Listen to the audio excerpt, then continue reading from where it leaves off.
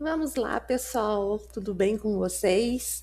Vamos continuar com a nossa formação da unidade temática de deficiência intelectual, agora conversando, sobre novos paradigmas e perspectivas de inclusão e desenvolvimento. Eu sou a psicóloga Cristiane, trabalho na gerência de apoio à inclusão educacional, estou como gerente nesse momento e vamos conversar um pouquinho. Espero que seja um conteúdo que agregue no conhecimento de vocês. Então, como eu comentei, estamos aí no nosso módulo 3, vamos falar sobre as estratégias de intervenção na unidade educacional.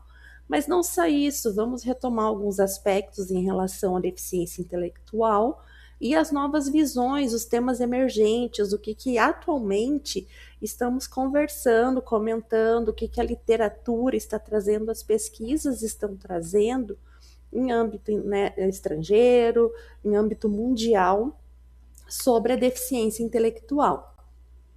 Então, o que a gente vê muito?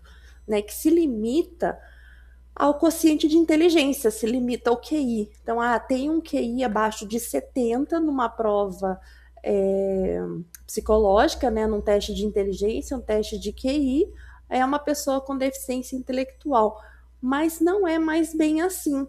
Então, a gente não pode vincular a deficiência intelectual somente à questão acadêmica, ao rendimento acadêmico. A gente não pode colocar somente na escola essa consideração da deficiência intelectual. Então, hoje, até muitas vezes os médicos, neurologistas encaminham uma criança que já está fazendo algum tipo de atendimento, uma criança que tem síndrome de Down, uma criança que passou por processos de hipóxia na hora do nascimento, ou a mãe teve algum tipo de virose. Então, o que a gente verifica? Eles querem que a gente faça um teste de QI. E a gente vê que isso não vai, até no âmbito qualitativo, até faz sentido a gente fazer um teste de QI. Mas no âmbito quantitativo não vai fazer diferença na vida dessa pessoa, principalmente se já for uma pessoa mais velha, não for uma criança, o que o teste de QI vai agregar na vida dela? Quando eu digo em relação à parte qualitativa, principalmente das crianças, aí sim a gente consegue verificar quais são as áreas que ela tem o melhor desenvolvimento, quais são as áreas que ela tem mais dificuldade, para poder organizar um plano de ensino que seja condizente com aquelas capacidades dela e que possa também estar estimulando que ainda está em vulnerabilidade. Mas o teste de QI, o teste de inteligência, ele é uma parte disso. Nós temos muitas outras alternativas que nós podemos estar utilizando para poder conhecer melhor esse nosso aluno que apresenta deficiência intelectual. Tá? Então, isso por isso que eu trago uma limitação. Outra coisa que é importante a gente estar conversando sobre é a relação entre a deficiência intelectual e outras condições do neurodesenvolvimento. Então, por exemplo, como eu já citei agora há pouquinho, uma pessoa com síndrome de Down, ela tem uma gama de sintomatologia, de questões físicas, fisiológicas, neurofuncionais, e é muito associado à deficiência intelectual. Então, síndrome de Down, síndrome do X frágil, temos outras síndromes aí que são conhecidas pela ciência que podem ter ou não relação. Então, síndrome do Klinefelter, então, Cri-du-Chat, são aquelas que a gente estuda lá na aula de genética, e que a síndrome de Down e a síndrome do X frágil são as que a gente tem mais comuns no nosso dia a dia aqui das unidades educacionais, tá? O autismo, O autismo, nós temos também uma grande associação, vocês já devem ter assistido, se não assistiram, as aulas das unidades temáticas do Construindo Saberes TEA. Então, o autismo ele tem uma alta comorbidade com deficiência intelectual. Nós temos autistas com nível de suporte 1, 2 e 3, e entendemos que cerca de 60%, até um pouco mais, das pessoas que têm o diagnóstico de transtorno do espectro autista tem algum grau de deficiência intelectual associada. Tá? Então a gente vai trabalhar um pouquinho sobre isso também. O que é importante a gente saber dessa situação aqui posta, né? Como diferentes contextos culturais podem influenciar tanto a identificação como o suporte à deficiência intelectual. Então, as sociedades, elas têm questionamentos ali, elas têm posicionamentos, melhor dizendo, diferentes em relação ao que está dentro da média, o que é esperado, o que é normal. Então, temos uma curva normal, 50% mais ou menos da população está dentro daquela média, vamos supor, de uma determinada sociedade, do que se espera de um comportamento social, civilizado, daquele cidadão. 25% fica aquém, então não alcança aquela média, e 25% fica além, ultrapassa aquilo que é esperado. Então, a deficiência intelectual, assim como a superdotação, né, elas ficam nos extremos dessa média, dessa curva normal. Então, dependendo da sociedade que essa pessoa está inserida, se considera uma pessoa com deficiência intelectual ou não, dependendo da habilidade que ela tem desenvolvida de independência, de atividades de vida diária, de autocuidado, de autonomia, né? Então, se formos verificar uma cultura ocidental tradicional, a deficiência intelectual ela vai estar ali apresentada quando a pessoa não consegue ter um emprego que a sustente, que ela consiga pagar, por exemplo, um aluguel, consiga ter autonomia para ir e voltar desse trabalho, consiga fazer esse trabalho sem qualquer tipo de supervisão, né, somente em situações um pouco mais complexas. Então, a gente está vendo como que seria uma pessoa com deficiência intelectual. E como essa identificação também se modifica, vai ter modificação no suporte, porque a gente vai estar conseguindo propor alternativas de desenvolvimento dessas vulnerabilidades, dependendo da própria identificação, do que a gente espera para essa pessoa. E o que falar, então, da importância da detecção precoce e da efetivação da organização de estratégias para que se melhore mesmo esse desenvolvimento da criança, da pessoa e a efetiva inclusão. Aqui na figura nós temos uma criança com síndrome de Down e a gente verifica, né, a gente sabe que a síndrome de Down, eu falei isso há pouco, ela está intrinsecamente associada à deficiência intelectual, em maior ou menor grau de algum tipo de prejuízo na independência e autonomia nas atividades de vida autônoma e social dessa pessoa. Então, daí até fica, de certo modo, fica fácil, né, da gente poder começar essa estimulação precoce, essa detecção precoce, para que a pessoa já consiga ter acesso a outras formas de aprimoramento de suas funções mentais, funções executivas, funções cognitivas, funções motoras, de linguagem, desde muito pequeno. Mas e o que acontece quando a gente está com uma criança que não tem um fenótipo, não tem um rostinho que identifique que ela tem uma deficiência, uma possível deficiência intelectual?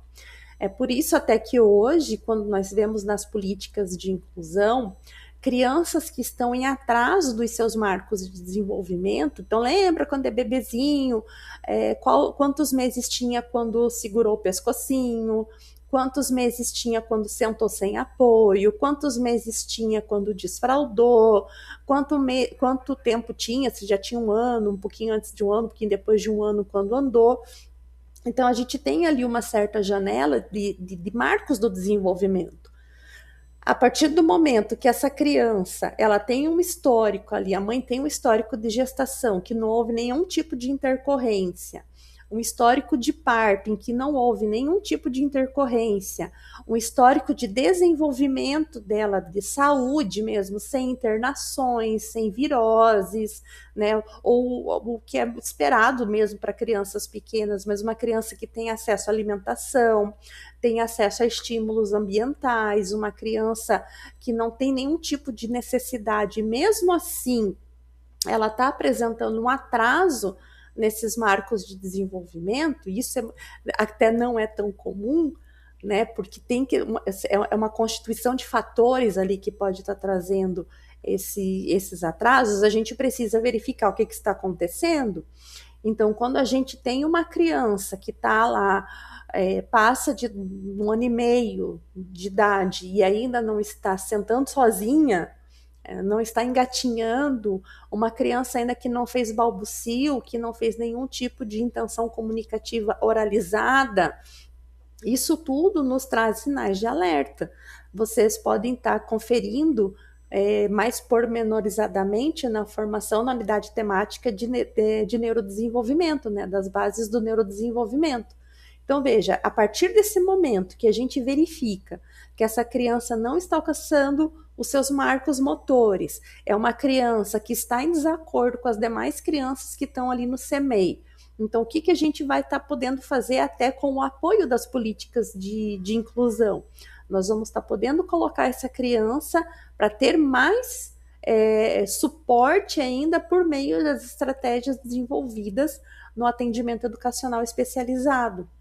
Então, não precisa de laudo, não precisa de um diagnóstico para ela estar frequentando.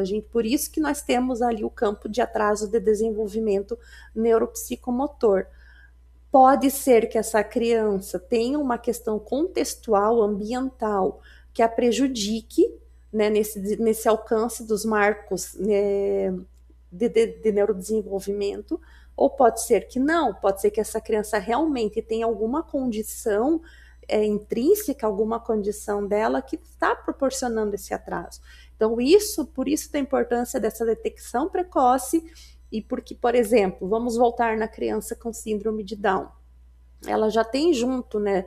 Vem junto no pacotinho da síndrome de Down, hipotonia, que são os membros mais flácidos, e isso vai trazer um prejuízo no desenvolvimento dos marcos motores, do segurar o pescocinho, sentar sem apoio, engatinhar, caminhar.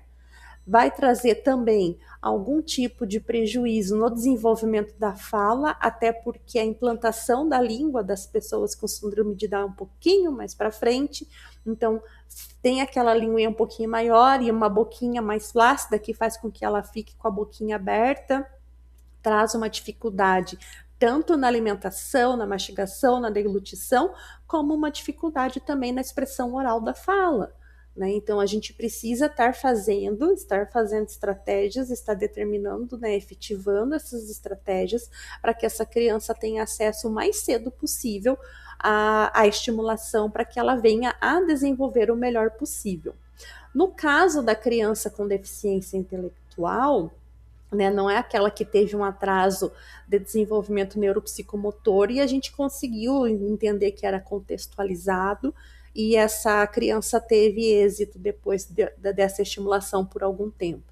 Então, a gente tendo esse entendimento que sim, é uma criança com deficiência intelectual, mesmo com toda a estimulação, é muito importante entender que ela nunca vai deixar de ter deficiência intelectual.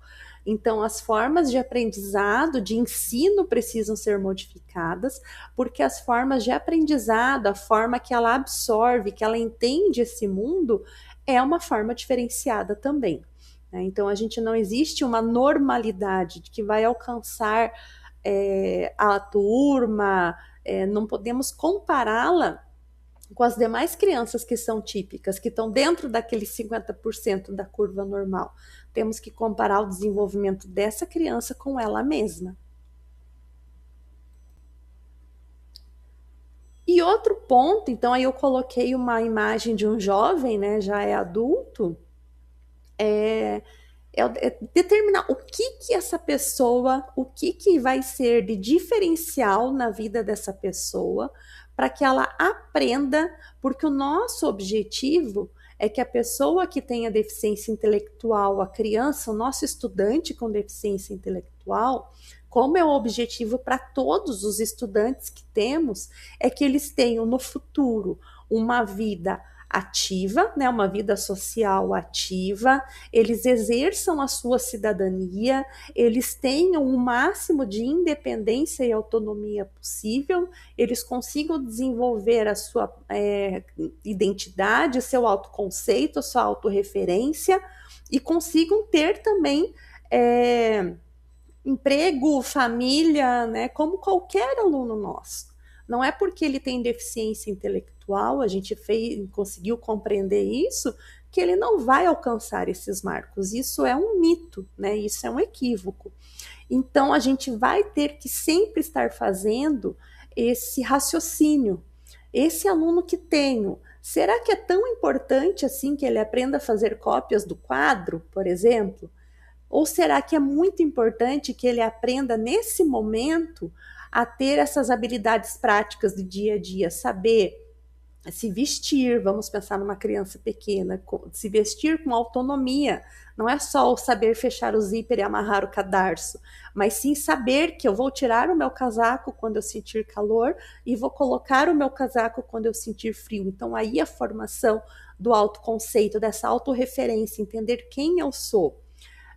O desenvolvimento de habilidades sociais também, como que eu vou conviver em grupo, vou conviver com os demais, como que eu vou estar no futuro num ambiente de trabalho, eu vou ter chefia, eu vou ter colegas, qual que é o meu limite ali entre esse relacionamento pessoal e o relacionamento profissional, que a gente trabalha essas habilidades sociais, e também a gente precisa entender essas habilidades de conceituação.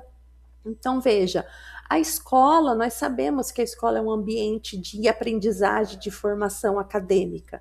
Ensinar a ler, ensinar a escrever, então ensinar a cálculos matemáticos, ensinar sobre o mundo nas aulas de ciências e geografia, ensinar nas aulas de artes e de educação física, informática, ensino religioso. Então, nós temos uma matriz curricular que temos que seguir com o nosso estudante, independente de qual seja a particularidade que ele tenha.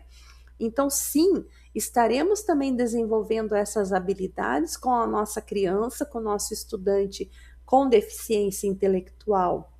Então, mas nós temos que fazer com que ele, quais são os conceitos que são importantes, né? Para que ele entenda, para que ele aprenda, para que, de novo, lá no futuro ele consiga ter uma vida autônoma, uma vida independente e, assim, acima de tudo, ele tem uma vida feliz, como todas as pessoas merecem, tá? E vamos falar um pouco, então, sobre os princípios fundamentais para promover a inclusão das pessoas com deficiência intelectual na sociedade. Então, veja, a escola, ela vem como um treino para a sociedade, porque nós saímos do nosso primeiro microsistema, que é a família, e a gente entra no segundo microsistema, que é a escola. Lá nós vamos encontrar pessoas que são diferentes de nós, pessoas que são semelhantes a nós. Nós vamos estar organizados de acordo com uma hierarquia, de acordo com uma estrutura. Então, a escola, ela realmente é um treino para a sociedade. E como, né, a partir do momento que a gente consegue construir uma proposta escolar educacional inclusiva, nós estamos preparando não só o nosso aluno com deficiência intelectual, mas todos os nossos alunos para a convivência com a diversidade. E quais seriam, então, os princípios fundamentais para que a gente consiga fazer isso? Então, compreensão individualizada. Né? Eu tenho plena consciência de que nós temos salas com muitos alunos, salas muito cheias, salas às vezes até além do que é permitido, né? Além do ideal de quantidade de alunos, com as mais diversas particularidades e peculiaridades.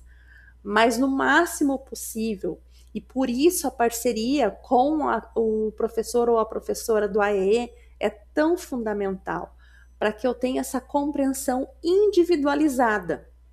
Uma pessoa com deficiência intelectual, ela tem uma história, ela tem uma família, ela tem um contexto cultural, socioeconômico, cada uma é diferente da outra. A personalidade, as características de personalidade são diferentes, porque nós somos seres individuais. Aí vem a palavra indivíduo. Então, não é porque nós temos 2 alunos com deficiência intelectual dentro da nossa sala que os 2 eu vou ter que fazer do mesmo jeito, entender do mesmo jeito e achar que os 2 aprendem do mesmo jeito.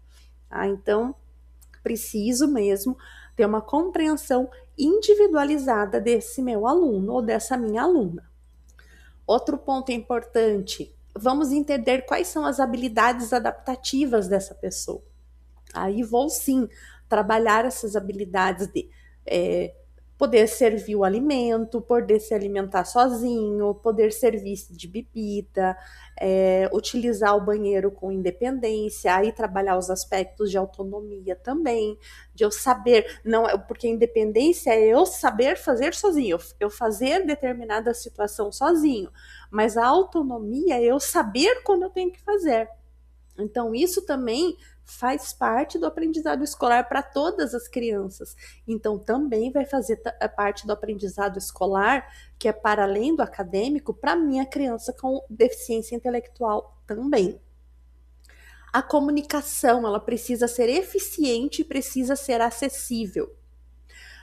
Muitas vezes, e aí a gente tem 2 pontos, da parte fisiológica da comunicação, que às vezes tem uma dificuldade na fala mesmo, na articulação dos fonemas, então que traz ali uma dificuldade no entendimento, tem pessoas com deficiência intelectual, alunos com deficiência intelectual, num grau mais intenso, né, num grau mais profundo, que nem conseguem se expressar de forma oralizada, né, muitas vezes associadas a outras deficiências também. Então, eu preciso organizar de forma que essa comunicação seja eficiente dos 2 lados. Então, esse é um ponto da parte fonoarticulatória. E a outra parte é a comunicação precisa ser compreendida. Então, é muito mais eficiente que eu trabalhe com pistas visuais também, isso vai me auxiliar, e com uma comunicação direta e objetiva, né? E particularizada também. Então, por isso da importância, por isso que nós aqui da educação especial e diversidade, trazemos toda essa importância do trabalho com a comunicação alternativa e aumentativa. Alternativa para quem não tem essa comunicação ainda de modo oralizado, e aumentativa para quem já tem a comunicação de modo oralizado, mas que precisa ainda de um suporte para ser compreendida e também para compreender o que as pessoas estão querendo fazer, né, falar, explanar com elas. Um outro ponto importante: suporte e mediação familiar e social. Aí a gente entra naquele ponto tão conhecido do profissional de apoio, do estagiário de apoio e inclusão, do professor colaborador, como os médicos gostam muito de falar do tutor, então tutor é uma palavra que não usamos no vocabulário do sistema, né, da rede municipal de ensino de Pinhais. O tutor, ele remete à tutela, e tutela, ela remete à incapacidade. As pessoas apresentam deficiência intelectual, elas têm uma identificação de deficiência intelectual, mas de modo algum essas pessoas são incapazes. Então, por isso que existe uma mediação, existe um suporte, mas não é um fazer por. Então, quem faz a mediação, quem promove esse suporte é uma pessoa que é o andaime, né? Enquanto a gente tem uma obra lá, uma reforma, a gente tem os andaimes em volta, né? Para poder estar fazendo, acessando os andares da obra e tudo mais. Aqui, quando a obra acaba, o andaime sai. Então, o suporte e a mediação, eles precisam ter sempre o objetivo de autonomia, né, desenvolvimento de autonomia e independência da pessoa com deficiência intelectual.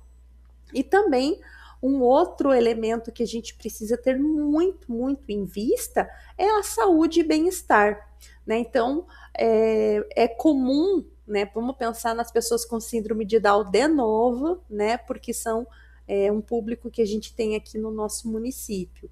é bem comum que essas pessoas também tenham alguns tipos de problemáticas relacionadas a doenças físicas mesmo, muitas questões de problemas cardíacos, respiratórios, visuais, auditivos, né? Não quer dizer que a pessoa, de novo, a pessoa não é uma pessoa incapaz, uma pessoa inferior, uma pessoa que precise ser tutelada, mas é uma pessoa que precisa ter uma, né? Precisamos, na verdade, nós termos uma atenção especial a esses elementos também e entender que saúde e bem-estar não é só ausência de doença e não é só estar fora de um ambiente que seja prejudicial.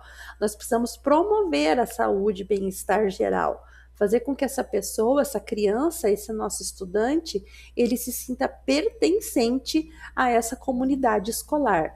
Então, também nesse ponto da saúde mental, não só da saúde física. É fundamental o combate ao preconceito, né? Então, deficiência intelectual não é contagiosa, deficiência intelectual não passa. Pessoas com deficiência intelectual não têm associação com doença mental.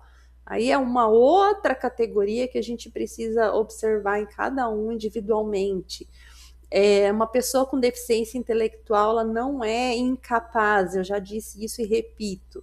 Então, nós, enquanto educadores, enquanto educadoras, nós precisamos ter muito firme, muita crença, muita firmeza no discurso e nas ações de combate ao preconceito.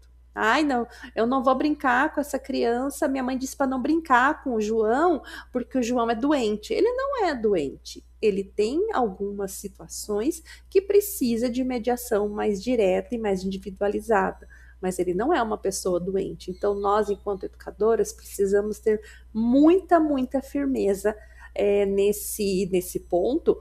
E às vezes nós temos que ter essa firmeza, inclusive, junto dos familiares, que acabam, por vezes, vendo essa pessoa como uma pessoa que não vai dar conta da escola, que o que tem tá bom. E muitas vezes ela pode muito mais ou pode de outro jeito. Então, isso é muito importante, a gente ter muito claro e muita firmeza. Já falei muitas vezes, né, da promoção da autonomia, então repito, a pessoa com deficiência intelectual, né, nós temos que fazer o possível, e digo temos porque não é um sozinho, não é a professora sozinha, é uma rede de pessoas que está ali em volta e inclusive a pessoa com deficiência intelectual. Nós temos que fazer todo o possível para promover a autonomia do máximo possível que ela consiga, que ela não tenha dependência, que ela se conheça, ela consiga entender as suas vontades e consiga também se estar, né, nessa sociedade de uma forma ativa quando adulto. O ponto da autodeterminação e direitos, né? Então, que ele faça as coisas por ele, ela faça as coisas por ela, entenda quais são os seus direitos, sim, como pessoas civilizadas que compartilham uma sociedade, também os seus deveres, mas que seja possível, que entenda qual é a sua possibilidade, até, né, o que é seu direito, o que o setor público, por exemplo, ou o setor privado precisa colaborar para que essa pessoa tenha efetivamente seja um sujeito de direitos. A educação, ela também está associada à capacitação profissional, né? Então, aqui no município, a minha colega Cassandra, ela fez a pesquisa do doutorado dela sobre o projeto Horizontes, que é de empregabilidade de pessoas adultas com deficiência. Então, lembra lá no comecinho o que a gente vai ver, o que é importante, o que é determinante para o futuro dessa criança, que nós estejamos aqui enquanto equipe escolar fazendo com que ela aprenda, né, proporcionando formas diversas e, né, com estratégias de equidade para que ela aprenda, para que daí no futuro, sim, ela tenha essa capacitação profissional, ela tenha seu salário, tenha seu ganho e consiga ter o seu sustento e tenha a sua vida da forma que ela acha que é conveniente. Então, entra ali na autodeterminação e direitos, o que eu acho que é conveniente para mim, como que eu vou alcançar aquilo que é conveniente para mim na minha vida adulta, né? Então, com a educação e com a capacitação profissional, isso tudo vai estar visando a inclusão na sociedade. Como eu disse no início, a escola ela é um treino para a sociedade. Então, a partir do momento que a gente promove ações para tornar nossa sala de aula, para tornar nossa escola inclusiva, entendendo inclusão como respeito à diversidade humana, a gente vai estar conseguindo, com certeza, dar o nosso melhor para que a gente construa uma sociedade mais inclusiva. Isso é algo fundamental, é algo que não tem preço. Então, como estamos falando de educação inclusiva, quais são os princípios, né, da educação inclusiva, principalmente relacionando aqui com a deficiência intelectual? Então, a educação, ela é um direito humano. Todos os seres humanos têm direito à educação. Então, pessoas com deficiência intelectual são pessoas humanas, então elas têm direito à educação também, e nós fazermos, enquanto educadores, o nosso melhor para que elas se apropriem do que a gente esteja ensinando. A escola ela precisa ser vista como espaço de acolhimento, espaço de pertencimento, então de acolhimentos das diferenças, e vamos para o outro quadro aqui, valorizando essa diferença, valorizando a diversidade como enriquecimento do processo educativo. Não é porque uma pessoa tem uma deficiência, e no caso estamos falando da deficiência intelectual, que ela não tem uma vida para compartilhar e que ela não tenha algo para ensinar. Pelo contrário, acredito que a gente aprende muito, às vezes até mais, do que ela aprende com a gente na escola. A vivência da diversidade faz com que nós tenhamos, né, a possibilidade de aprender a ser mais humanos. E o papel da escola, então, ele vai ser de redução de barreiras, de redução, minimização, eliminação de barreiras que sejam físicas, né? Então, barreiras pedagógicas, barreiras atitudinais. Então, as barreiras físicas, elas se exemplificam mais na questão de rampas de acesso, elevadores, né? O desenho universal da aprendizagem e o desenho universal arquitetônico vem aí nesse sentido.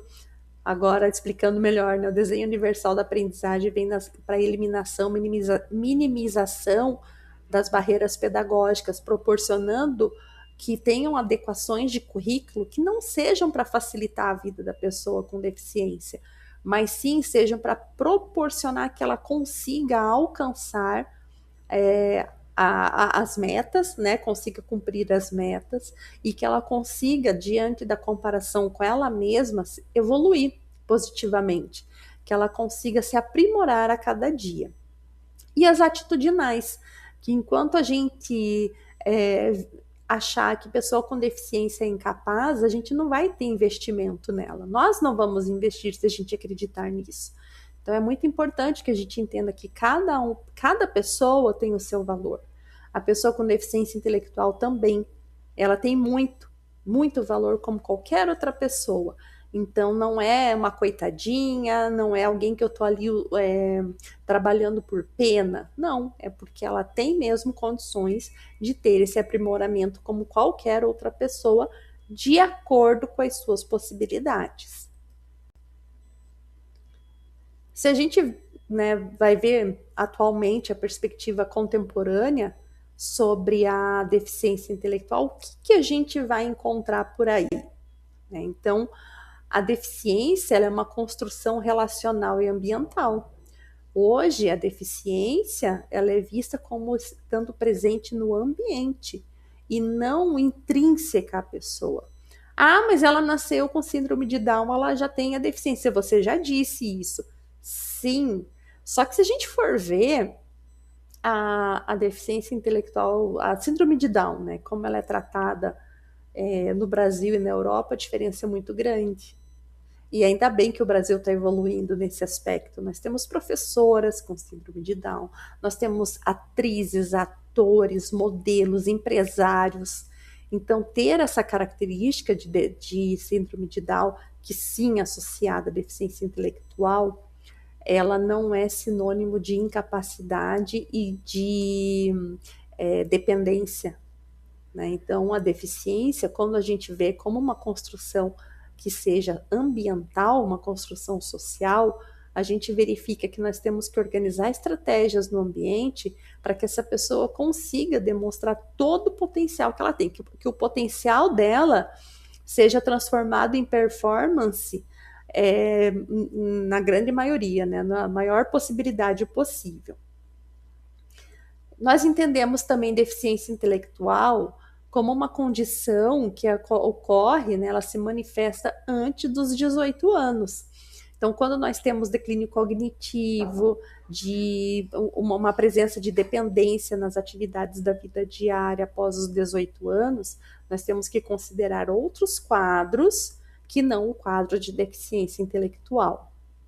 Como eu já comentei, né, não é centrado no sujeito, não é centrado na pessoa, mas sim a deficiência intelectual ela é percebida, ela é compreendida nas interações, né, entre as limitações que essa pessoa acaba porventura apresentando e o apoio oferecido. Então, se essa pessoa tem uma dificuldade de locomoção, eu preciso que ela tenha apoio para que ela se locomova com independência. Se ela tem uma dificuldade na compreensão de regras de modo oralizado, eu preciso ter apoios visuais para que ela tenha, né, essa chance, essa possibilidade de participação.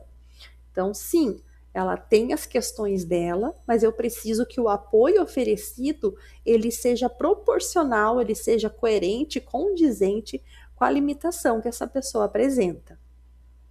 E essa limitação ou as limitações, elas vão se tornar mais ou menos impactantes conforme as barreiras que esse ambiente está trazendo, né? Quanto mais barreiras, sejam barreiras físicas, pedagógicas ou atitudinais, mais impactante vai ser a limitação, né? Então, eu tenho na minha família, eu tenho uma pessoa, é uma prima, é um pouco mais velha do que eu, então uma mulher adulta hoje, ela tem deficiência física e deficiência intelectual importante, ela teve provavelmente foi um decorrente de meningite, ela era uma criança que tinha um desenvolvimento normal até uma certa idade, ali uns 2, 3 anos de idade, e ela se tornou uma pessoa com deficiência. Só que eu acredito que por desconhecimento, por não sei dizer, a família, que é uma família com condições financeiras, é uma família que optou por esconder essa pessoa. Sabemos que ela existe, sabemos que ela está na casa, mas ela foi vista como uma pessoa com limitações. Nunca teve acesso à escola, nunca teve acesso a outros sistemas de trocas, de interações. Então vive sempre no seu mundo. É uma pessoa que teria potencial, talvez sim, talvez não, mas que essa oportunidade nunca foi fornecida para ela. E que bom que hoje a gente tem essa possibilidade de oferecer essas possibilidades para as crianças, né, para as crianças com deficiência intelectual, jovens com deficiência intelectual que chegam para nós. Então, é o nosso papel de educador, encontrar formas para que ela consiga expressar, né, como eu já comentei também, né, em sua performance, todo o seu potencial ou a maior parte desse potencial. E eu já comentei também a respeito do atendimento educacional especializado, que ele, assim, a professora, o professor do AE, precisa ser parceiro de trabalho, parceiro de ideias, parceiro de projetos, né, parceiro, parceira, da professora ou do professor do ensino regular.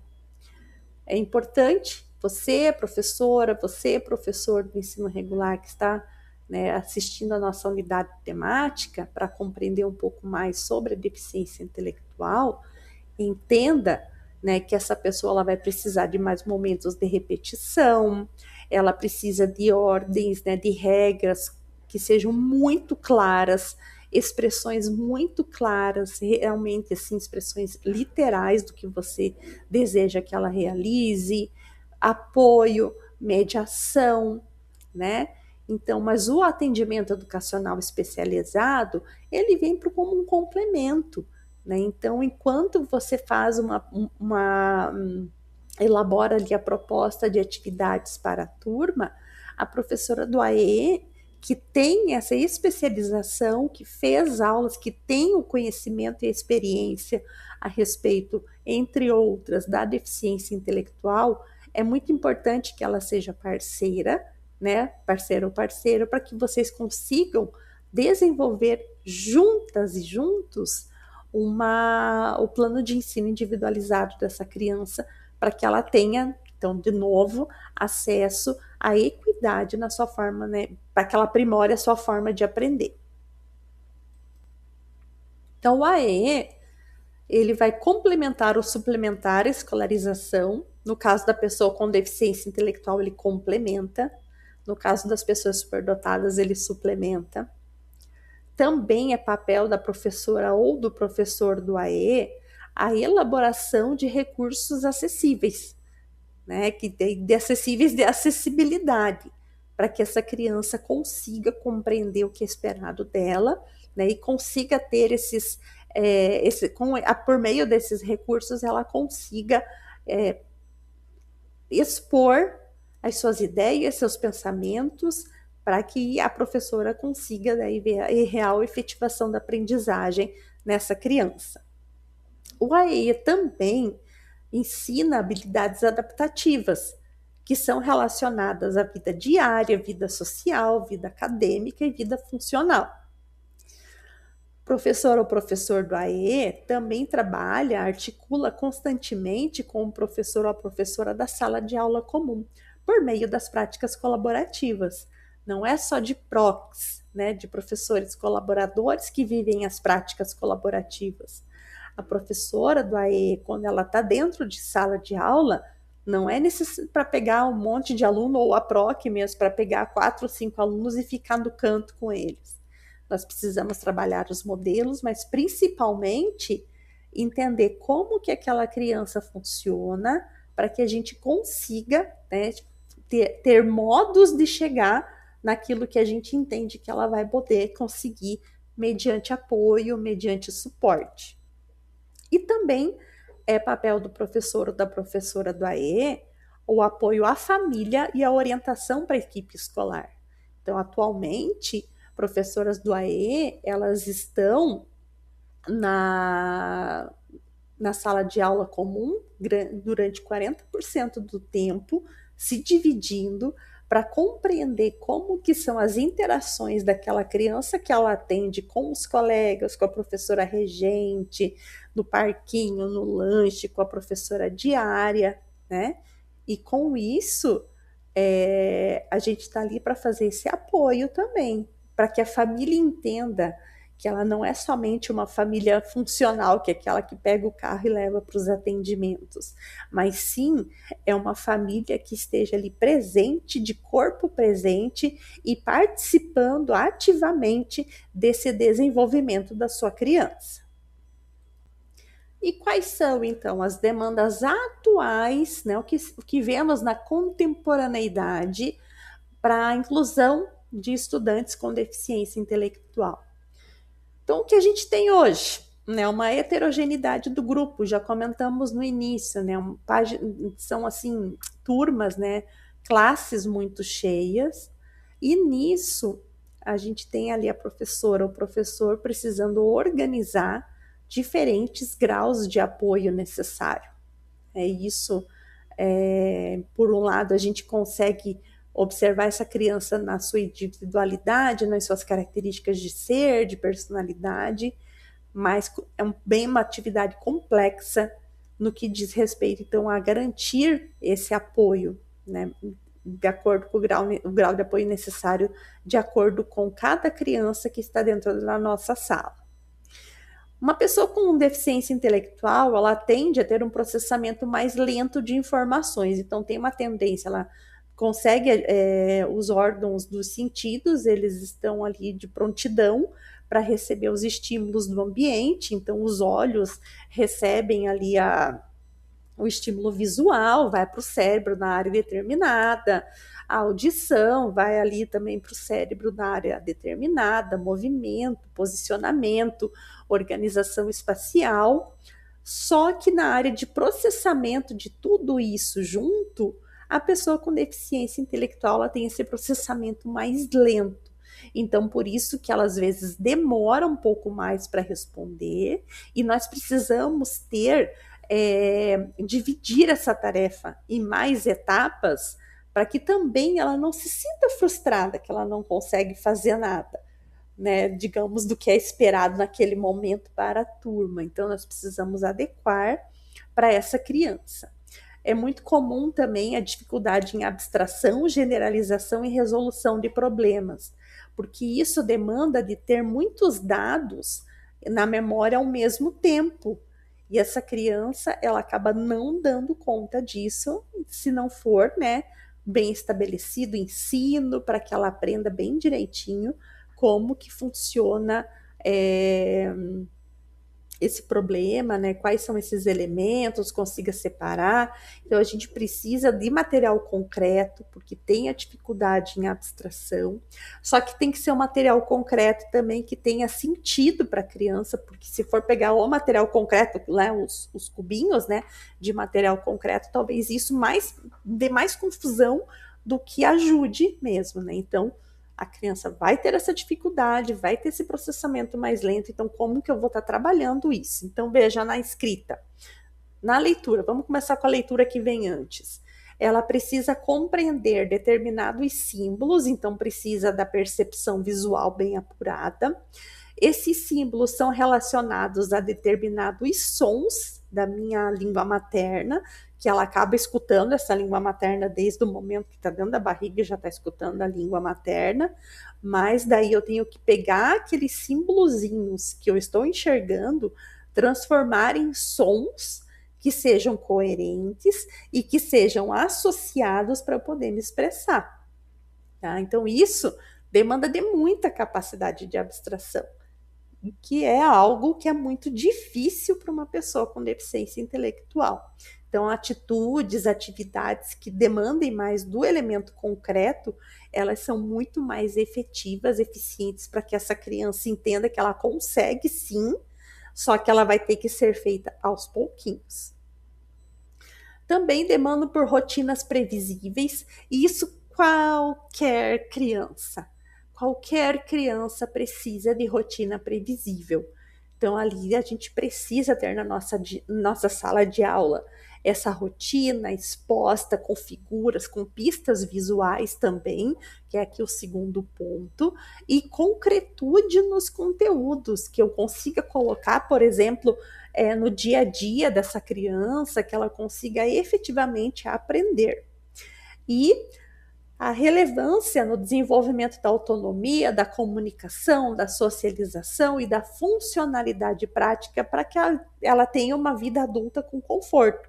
Então, se a gente for pegar quais são os pontos principais que eu preciso trabalhar, né? Então, fora os elementos acadêmicos, quais são os elementos principais que eu preciso trabalhar na escola, enquanto ali o indivíduo que é pertencente àquela comunidade escolar, para que ele tenha essa autonomia e independência no futuro, o desenvolvimento dessa autonomia. Então, não é tutor, não é babá, não é guarda-costas, é mediador, é andaime. Comunicação, então eu saber me comunicar com essa pessoa e ensiná-la a se comunicar comigo. Socialização, como a própria palavra diz, ela estar no meio das outras crianças, participar de jogos e brincadeiras das outras crianças. E funcionalidade prática para a vida adulta, que é o saber lavar uma louça, saber tirar a mesa, saber arrumar a cama. Então, entra nesses aspectos de funcionalidade prática para que ela tenha uma vida adulta sem qualquer tipo de prejuízo. E já falamos também, né, do plano de ensino individualizado. Então, na escola, então lá a gente estava falando de elementos que não são tão relacionados ainda ao aspecto acadêmico, mas relacionando ao aspecto acadêmico a adaptação e flexibilização curricular. Então, precisamos ter esse currículo flexível, que nós já temos uma proposta no município, que é alinhada à BNCC, a Base Nacional Comum Curricular, e orientar. Então, esse currículo dessa criança, ele vai ser ali orientado para o desenvolvimento global. Então, o que eu preciso que ele desenvolva? Eu preciso que ele desenvolva na escrita, no registro de palavras, na leitura de frases, mas também que ele desenvolva a autonomia de uso de banheiro e de se servir no refeitório, saber ir e vir da sala de aula para a sala de recursos ou para a secretaria da escola. Então, isso são elementos importantes que vão fazer parte do PEI. Eu vou estar ali também com esses objetivos individualizados, focando, como eu disse, tanto nas habilidades funcionais ou também nessas habilidades, desses pré-requisitos acadêmicos. Com isso, a avaliação ela precisa ser contínua e processual. Não é lá no final do trimestre que eu vou fazer uma prova escrita para essa criança, para que ela exponha, né, ela expresse o que ela aprendeu naquele trimestre. Não é assim que funciona. Né? Eu não sei se vocês já viram um meme na internet que tem um professor, que são animaizinhos, né, conversando com a mamãe e a senhora peixe. E daí tem lá peixinho, macaquinho, tartaruguinha, coelhinho, enfim. E daí o professor, que eu não vou lembrar qual que é o bicho que é o professor, tá falando para a mamãe peixe que o filho dela tem problema, porque ele foi reprovado na prova de escalada de árvore. Só que o filho dela é um peixe, né? Então, por isso que a gente tem que ter esse objetivo para essa nossa criança. Ele é individualizado e também porque duas pessoas com deficiência intelectual não são a mesma pessoa. Tenho que focar em habilidades funcionais e também, né, ou pré-requisitos acadêmicos. A avaliação vai precisar ser contínua e processual, e eu vou estar respeitando o ritmo e as possibilidades desse aluno. Né? Então, vamos fazer uma avaliação processual disso que a gente já fez durante essa semana, ou no fim do dia, né, no fim do período letivo. Hoje nós aprendemos isso, isso e isso. O que você aprendeu disso? No outro dia, antes de começar, lembra daquilo, vamos retomar no caderno, vamos retomar no livro, o que a gente estava trabalhando e o que você continua se lembrando disso. Quando a memória, ela tem muita relação com a aprendizagem. Ela não é toda a aprendizagem, não é só colocar tudo dentro da cabeça. A aprendizagem, a inteligência é você saber usar aquilo que está dentro da tua cabeça. Mas é bem importante, então, que seja respeitado esse ritmo e essas possibilidades do aluno.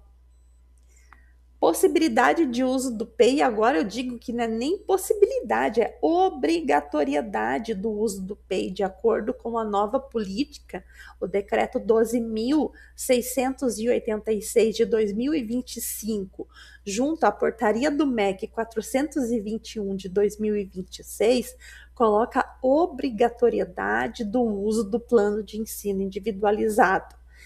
Em vez de eu fazer as provas grandes, as provas que são de grande escala, eu vou fazendo ali aquela avaliação contínua e processual, e eu vou estar comparando isso com a meta que está descrita no PEI.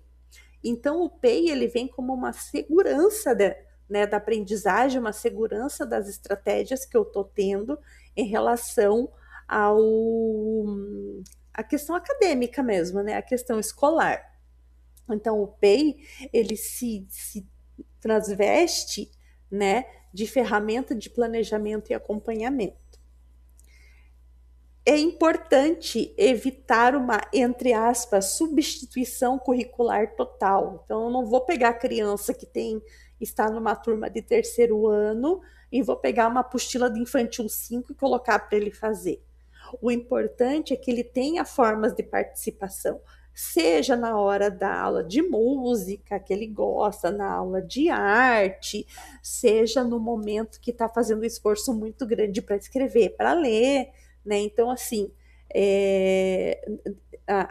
ele tem que estar participando de qualquer forma nessa sala de aula, participando dessas atividades escolares, e isso é o primeiro direito que ele tem.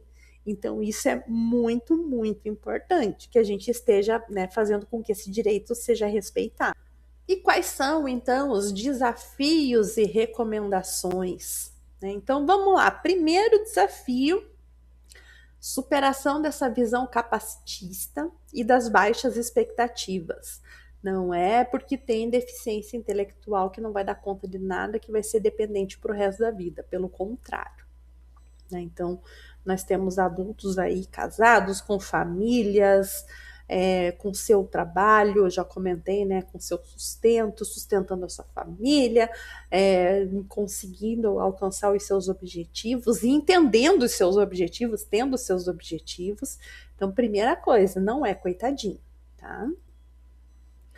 Formação continuada dos professores, é isso que estamos fazendo aqui, né, trabalhando formação continuada, e a nossa gerência, né, a gerência de apoio à inclusão educacional, se colocando à disposição por meio dos assessoramentos e também assim que vocês, professores, profissionais das escolas, sentirem a necessidade de estar trabalhando junto conosco da nossa orientação ou da nossa troca de ideias.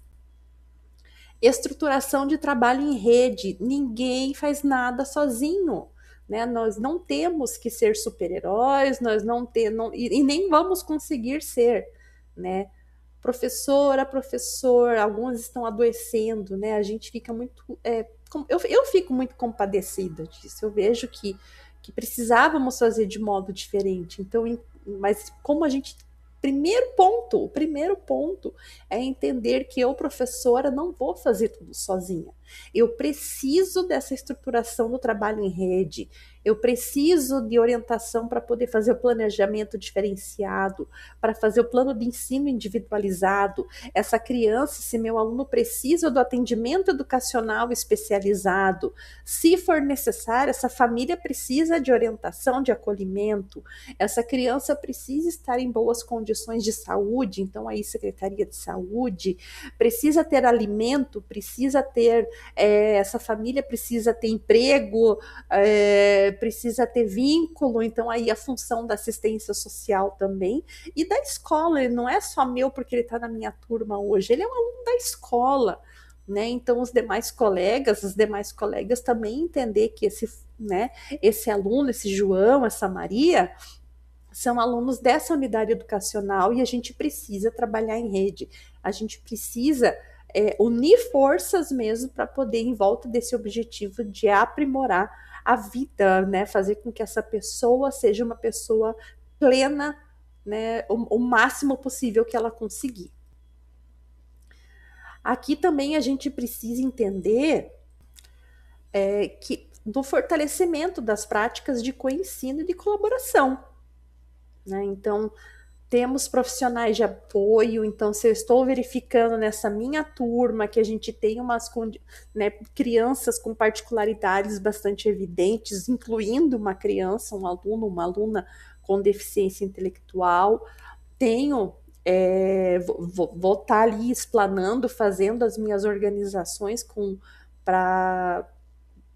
esse profissional de apoio que eu tenho, aplicando os modelos, né, das práticas colaborativas, trocando papéis, entendendo que todos nós estamos juntos ali para poder trabalhar com essa turma. Então, tem alguns momentos que estarei com o aluno, se eu tenho um estagiário ou uma estagiária de apoio à inclusão, a estagiária vai estar direcionando a atividade com a turma, a gente vai inverter. Então, essa troca de papéis, esse compartilhar, essa colaboração entre os atores ali de sala de aula de escola são muito importantes. A professora do AE vai estar dentro de sala fazendo o atendimento dessa criança em contexto, também fazendo as orientações para mim, servindo de modelo para mim, que sou uma professora do ensino regular, né, que tenho todo o meu conhecimento, a gente vai agregar conhecimentos, ninguém é melhor do que ninguém, então vamos agregar conhecimentos em prol daquela criança ou daquelas crianças que eu percebo ali a particularidade no desenvolvimento. Valorização do protagonismo do aluno e da família nesse processo educativo. Então, uma família também ela precisa ser acolhida, né? E todos estarmos na mesma página, entendendo, né, que esse aluno é um aluno que ele também tem o direito de ser ouvido, de quais são os seus desejos, quais são as suas aspirações, o que ele gosta de fazer, quais são as suas rotinas, né? Então, isso é muito importante, colocar esse aluno como centro do seu processo educativo. Né? Então, isso acontece como? Com o trabalho com autoconceito, com a autorreferência, com a autoidentificação, com os meus direitos, o que eu sei que é meu direito. Ah, mas ele tem deficiência, ele nem vai saber. Sim, ele pode ter uma limitação cognitiva para compreensão desse todo, mas é muito importante que seja trabalhado isso. Ele é um aluno, ele é uma pessoa, ele tem direito de ser tratado como uma pessoa com todos os seus direitos. E o que a escola precisa transformar, então, para que esse estudante com deficiência intelectual não precise se adaptar para a escola, mas ele possa pertencer a essa comunidade escolar, ele possa pertencer a essa sala de aula, possa pertencer a essa comunidade, a esse grupo, né, de crianças, de servidores, de professoras, de atendentes, de recepcionistas, de inspetores, cuidadores, enfim, que estão dentro da escola. E ele possa aprender não só, né, o conteúdo acadêmico, não é só aprender a ler, a escrever, decodificar, fazer contas. Ele aprenda a ser também, né, um cidadão, porque a escola, como treino para a sociedade, ela está ali formando cidadãos. Então, o que essa escola, a escola que eu tenho hoje precisa aprender, precisa transformar para que esse estudante realmente seja visto nas suas necessidades. Então, o que a gente pensa, né? Que enquanto a gente insistir em mudar o estudante para caber na escola, a gente vai continuar fracassando na inclusão. Uma coisa que eu costumo dizer, né, é que se a gente, enquanto professora, faz um planejamento que vai estar alcançando de forma equânime o nosso aluno que tem mais dificuldades, ele é um planejamento eficiente para qualquer aluno. Eu não vou estar minimizando para um aluno que não tem uma deficiência, mas eu vou estar possibilitando que esse aluno tenha alcance, né, por outros meios. Vou dar um exemplo. Há muitos anos atrás, antes ainda da política de inclusão, nós fazíamos o processo avaliativo e eu tive a oportunidade de avaliar um rapazinho de segunda série na época, de 8 anos, com altas habilidades, superdotação, extremamente inteligente e em termos de QI muito alto, assim, foi uma das crianças que teve o melhor desempenho em teste formal até hoje. E a gente não tinha essas políticas de inclusão, não tínhamos salas de recursos multifuncionais, mas a gente tinha uma criança que estava sofrendo emocionalmente e que precisava ser desafiada cognitivamente. E o que fizemos então? Fizemos uma proposta para a professora, na época dela fazer um trabalho diferenciado.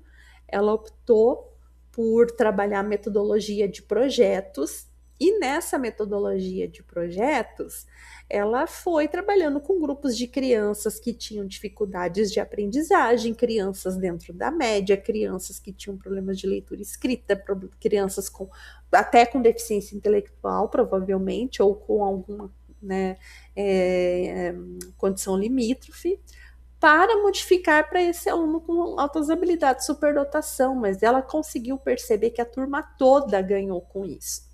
Porque com estratégias diferenciadas, foi se observando que o modo de aprender de cada um é diferente, as crianças que tinham mais dificuldades conseguiram começar a superar essas suas dificuldades também.